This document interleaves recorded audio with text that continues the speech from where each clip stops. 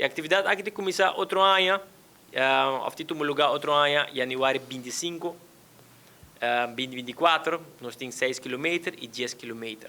Que um dia mais welcome na Bolsonaro e awe nós vou começar a registrar a carreira.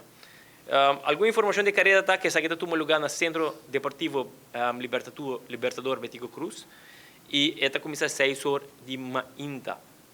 E 10 km está para 17 anos vai arriba e 6 km está 15 anos vai arriba. Registração está começa awe na Ibiza, vamos subir para www.ibiza.awe e a hora de oficina passa paga tá de luna para de viernes de 8 horas para 18 horas e de 1 hora para 4 horas.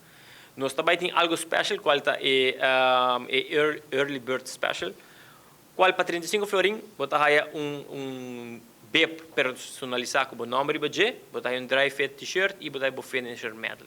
E essa aqui está válido de AUE, 19 de outubro, até 13 de novembro, que se botar trempang e botar paga, botar cai de América empezar aqui. Pero nós temos outro standard price, qual é 25 florin, e essa aí está botar aí diz o standard BIP e botar aí o finisher medal para a carreira.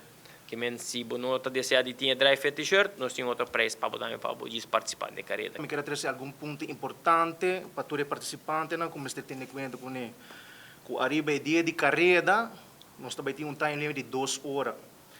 Todos os participantes devem completar o processo de registração e para garantir a participação.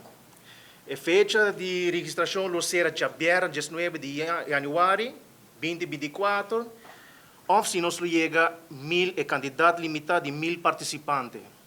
Essa aqui seguro nos anunciar arriba nos Facebook page de Ibiza. Arriba dia de carreira, nós não entregar um BEP number, nós não toma um pago por um participante.